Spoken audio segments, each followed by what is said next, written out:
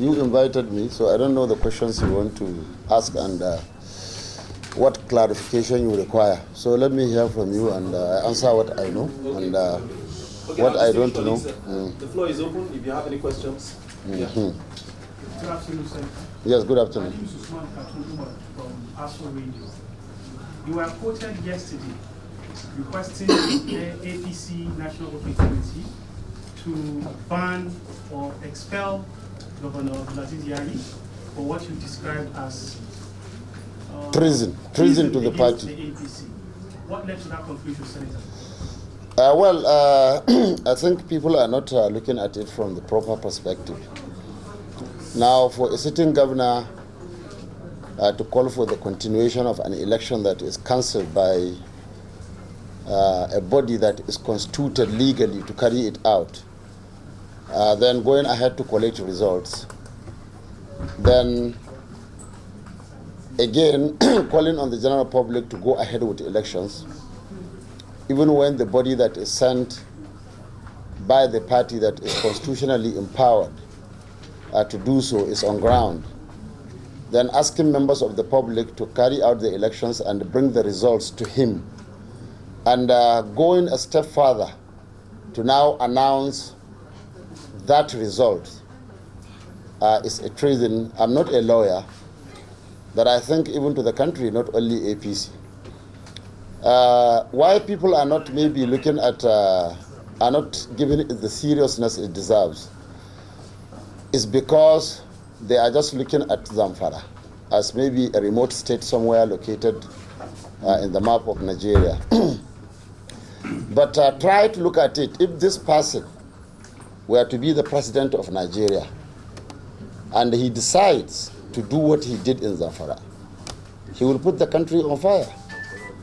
Look at maybe the 2015 general elections, which didn't favor the then sitting president, President Goodluck Ebele Jonathan. Assume Jonathan was Abdulaziz Yari, and he decides to call his party chairman and announce results. What would have happened? So it is a serious crime, not only to APC, but against the Nigerian state. Now that singular action he did that time resulted in the death of about 6 people and many more people injured, most of them women, that came out to exercise their constitutional rights to vote for people. So it's a very, very serious problem, and I think, like I've always said, you the press, though my friend, but I would never shy away from speaking the truth. You always give prominence to news from some other states where sentiments are high. But when it comes to other states, the story is swept under the carpet. I think you need to do the needful. You need to bring the story to the front burner. It's a very, very serious problem. Nobody has the right to cancel, collate, or announce results other than bodies constitutionally empowered to do so, at whatever level. We are all products of the Constitution, and we should play by the rules. I'm not in the red chambers here because I'm the strongest from them for a central. No. There was a process that produced me. There was a process that produced him as the governor, and he has his constitutional rights and responsibilities, and he cannot dabble into other rights, no matter how small or big they are. Nobody in Nigeria has the right to conduct elections or to announce elections or to cancel elections, except the bodies that are constitutionally empowered to do so. And I think what he did was absolutely very, very wrong, and he should be reprimanded for it. Unless we begin to punish people for their wrongdoings, then we should expect more and more chaos. God forbid. Next question, please. Okay, go to. Distinguished sir, the ANEC has said that your party is not fielding anything. But yesterday, the national chairman is saying that that is not correct, that elections have actually held. And I don't know, can you explain this? Well, that too, I don't know. I don't like dabbling into areas that doesn't concerns me. But as a stakeholder, I think I have something to say. I read the letter from INEC, and they quoted the relevant sections of the law that gives them the right to say what they said. I also read the letter from the national chairman in response to the letter from INEC. And what the chairman said, I have a little disagreement with what the national chairman said. I believe, knowing who he is and what he stands for, I want to believe he is being misled, maybe by the committee that went to Zamfara to conduct the elections. What I can say as a stakeholder that was present throughout the process, that witnessed every aspect of the process, there was no elections in Zamfara up to 12 midnight of Sunday, 7th October 2018. There was also no consensus from anybody or by anybody. There was no consensus. So if the committee reports to the National Working Committee that they made consensus, or some people did, then that is absolutely wrong. And I always stand on the side of truth. I have always said it. That is the path I have chosen for myself. I want to say the truth, even if it affects me, or even if it is against me. I am an APC member to the core. That is why I'm still with the APC, even when the chances are becoming bleak, maybe for me as a politician to participate in the elections. But I believe in the party. I believe in its leadership. But then, if they do anything wrong, I think I should have the courage to say that this is wrong. If the party has any window within the law to field candidates, I will be the happiest.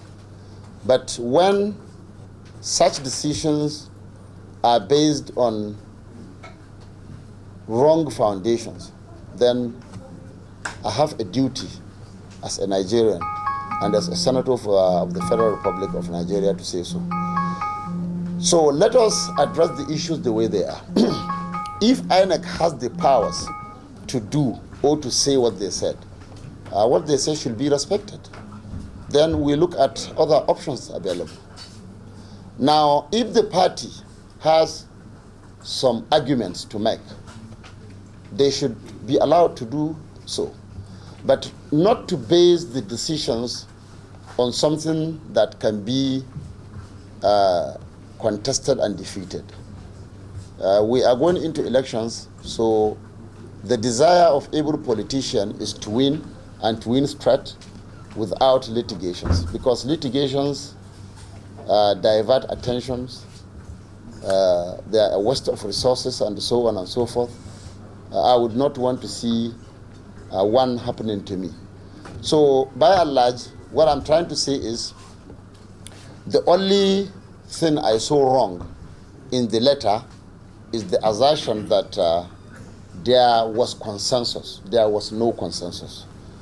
Both at the gubernatorial level, we are 9. I know some stepped down. There was a former federal permanent secretary, Engineer Abu Magaji, he stepped down. I think the Minister of Defense, stepped down too.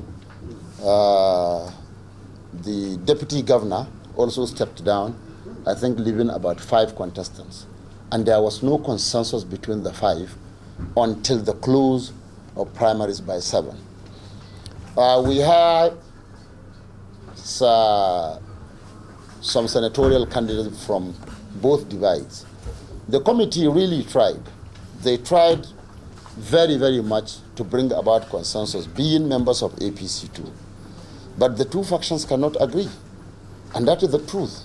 They didn't agree. House of Representatives too, there are contestants from both divides. And they too could not agree. So also the House of Assembly members. So, what I'm trying to say is this. If you force any consensus or say that there was one, now there is going to be revolt. People would say that, yes, I have not conceded to anybody. And they have a right to go to court and contest that. And I don't want to see that happen. But if under the law, the APC has a right to field in candidates, then they should go ahead and do it without recourse to either election or consensus. Let us get one thing clear and correct, that there was no election, no consensus. So what does the law say when such happens? And let us base our arguments from there. So if APC has the right to field candidates without these two issues, then so be it. We should be allowed to field candidates. But if we cannot, because we didn't have consensus or election, then that means we cannot. And any attempt, to make it look otherwise or to do otherwise, I think will only put the party in a more precarious situation, which I think is avoidable. So if we are not allowed to do it, we look at other options, like I said. Those that doesn't want or doesn't have any option, we can stay around for another 4 years and we learn the other side of politics. Last question, please, now. Okay. Sit down. My name is Harrison from the News Agency of Nigeria. You kept talking about options. So what are your options available to you, sir? There are my options. When the time comes, I would exploit the options that I have. On this note, the interactive session is brought to close. Distinguished Senator. Somebody wants to say something. Let him say. Sorry. Okay. Yes. Well, it's If there is any more question, I'm ready to take. Yes? Thank you. Distinguished. Yes, sir. There is an online report yesterday claiming that your team is planning to partner with ABGA in your state to work against PDP and the Brazil Yari. Is that correct? To work against, I don't understand what you mean by working against. Our constitution doesn't say that only one party should go into general elections. So if I'm in APC now that I am, are you saying that if I go into election, I'm going against PDP or something? It's my constitutional right. So it's not anything against. Yes, we have the right, to square up at the national elections to battle with other parties. So, but there are stages. The first stage is primary elections. You have your sons and daughters, of the same father, maybe different mothers, but the same family, each vying for one post or the other. Now, you conduct primary elections and say, okay, I will produce one flag bearer because you are going to meet candidates from other families, to contest. So I have to bring out my best. That is the essence of primary elections. And when you finish that, you now go on to face the wider opposition, if you like, and slug it out. So partnering with any party against another one, I think is not a crime, and is what politics is all about. So if we disagree even at home, then I think when we partner with other parties to fight the other distance, I think it should be allowed. Let me add here that I think all Nigerians need to look at what is happening in Zamfara and pick interest in it. What we are fighting is gross negligence of responsibility on the side of the government. a government that fails in its primary responsibility. The responsibility of any government is first and foremost protection of lives and property. Now here is a state that has lost maybe uncountable number of men and women. Women are being raped right, left, and center. Children are being killed, dispossessed of their parents that will take care of them. And nobody had anything. But suddenly when it comes to elections now so much noise and so much energy is being dissipated by the government. People are supposed to ask, what is happening? We have a situation, or we had a situation in Zamfara, when more than 200 people were killed in a village. Even Abuja, if you lose 200 people in 2 hours, you will see the effect. But nobody cared. The people that are responsible maybe went there, attended the funeral, and from there they left the country and the people to their destiny. So we have some irreconcilable differences. There are some of us that are doing this thing not because we want to do it, but because we have a responsibility to do it. We have no other state except that state. We want it to live in peace. And that is what 2019 election is all about.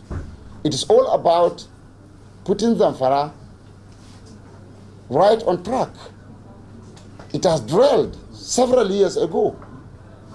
And that is what every right-minded Nigerian is supposed to look at. We are all brothers, regardless of where we come from. And we should not just be blowing issues from other places. If there is an incident in Benue or in Plateau, because there are some religious sentiment in those places, the issues are being blown out of proportion. But if they happen in Zamfara, they are all Muslims, they can kill themselves. I think that is very bad. We should be concerned with every aspect of Nigerian project. Wherever it happens, we should be able to speak the truth, to say that this is what happened actually. We don't have any other country but this country. And we must make it work. And the only way we can make it work is by speaking the truth when and where, it matters. So I think you have a responsibility, gentlemen of the press, to say it the way it is. The Zamfara State has gone through so much, and I don't see reason why people will just be interested in just one aspect of a state and doesn't care about other aspects. There are some people in Zamfara that are only interested in what Zamfara State can offer in terms of resources, in terms of positions. They can contest and enjoy themselves and their families. And that is what some of us are saying no to. And we would say it and we would do it in practical terms to tell the world that yes, these things are unacceptable and our people have rejected that, and we will provide good leadership for the people, to come out of the woods. And we solicit the understanding of every Nigerian towards actualizing this project. And it doesn't matter how it is done, but we must speak the truth and we must stand by the truth. So on this note, we bring this interview to a close.